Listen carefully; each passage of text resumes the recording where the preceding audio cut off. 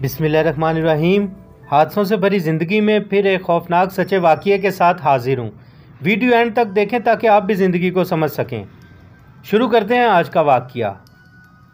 विनोद पंडित, जो कि पंडित के नाम से पूरे गांव में जाना जाता था। नाम पंडित मगर काम काले थे। उस पंडित ने कुछ ताकतवर आत्माओं को कैद कर रखा था, जिनसे वो पंडित उल्टे सीधे काम लेता था।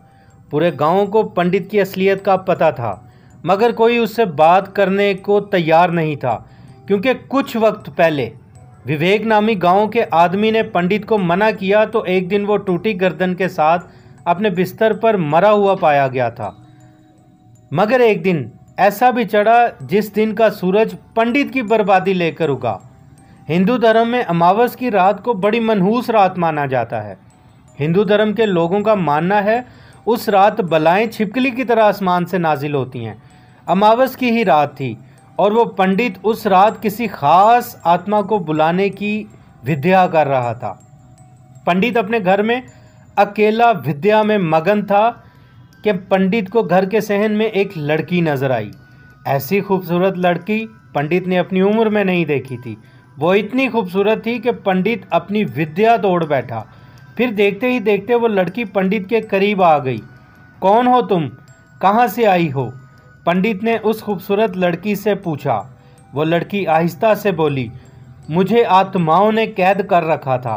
तुम्हारी विद्या मुझे आत्माओं की दुनिया से वापस ले आई है। अब मैं तुम्हारे बस में हूँ, जो चाहोगे वो करूँगी। पंडित की आंखों की चमक कुछ गलत इशारा कर रही थी। रात भी गुजर चुकी थी, दिन चढ़ गया था। पंडित रात जागने की वजह से बुरी तरह थका हुआ था। दोपहर के वक्त पंडित की आंख खुली। पंडित ने देखा तो वो लड़की उसे कहीं नजर ना आई। वो दूसरे कमरे में देखने गया तो पंडित का दिल उछलकर बाहर आने लगा। वो लड़की घर में बंधी बकरी को जिंदा ही चबा रही थी। ये क्या कर रही है मूर्ख? पंडित जोर से बोला, मगर पंडित के देखते ही देखते वो लड़की गायब हो गई। मगर पंडित ने ऊंची से कहा, रुक, तेरी अभी खबर लेता हूँ। अभी पंडित ने मंत्र शुरू ही किया था, उसे याद आया रात को लड़की की वजह से उसका ध्यान टूट गया था। अब पंडित को घबराहट हुई।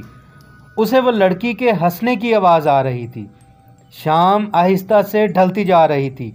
पंडित ने जल्दी से अपने गिर्द दायरा बनाकर अपनी विद्या को दोबारा शुरू किया। आधी रात तक पंडित की विद्या चलती रही। पंडित की सारी बुरी आत्माएं पंडित के पास आ चुकी थीं। उन आत्माओं ने उस लड़की नुमा चुड़ैल को भी पकड़ लिया था। पंडित उस लड़की को जला रहा था। उस आत्मा ने पंडित को शराप दिया, तेरी मौत सबसे भयानक होगी। मगर पंडित पर कोई खास असर नहीं था। वो अपनी ताकत में ही चूर था। अगले दिन पंडित गांव में घूम रहा था कि पंडित के पास से एक जोगी बाबा गुजरा। पंडित ने जोगी बाबा का गांव के सामने खूब मजाक उड़ाया। जोगी बाबा चुपचाप वहां से चला गया। रात पंडित अपने घर में अपने कमरे में सो रहा था। अचानक आंख खुली तो देखा हर तरफ सांप ही सांप थे और एक बहुत बड़ा सांप पंडित के करीब ही कुंडली मारकर बैठा हुआ था। वो सांप एकदम वही जोगी बन गया और पंडित से कहा, पहचाना मुझे, मैं कौन हूँ? वो पंडित फटी फटी आंखों से जोगी बाबा को देख रहा था। जोगी बाबा ने कहा, आज मुझे दिखा तू कितना ताकतवर है, मैं तेरे लिए ही आया हूँ। पंडित ने अपना ध्यान शुरू किया। तमाम आत्माओं को दोबारा बुलाया गया, मगर कोई आत्मा जोगी बाबा के सामने ठहर नहीं सकी। जब पंडित अपने सारे जोर और अपनी सारी ताकतें लगा बैठा तो जोगी बाबा ने कहा, अब देख मैं क्या करता हूँ। ये कहकर वो जोगी बाबा देखते ही देखते गायब हो गया और उसके साथ जितने भी सांप थे वो सब गायब हो गए।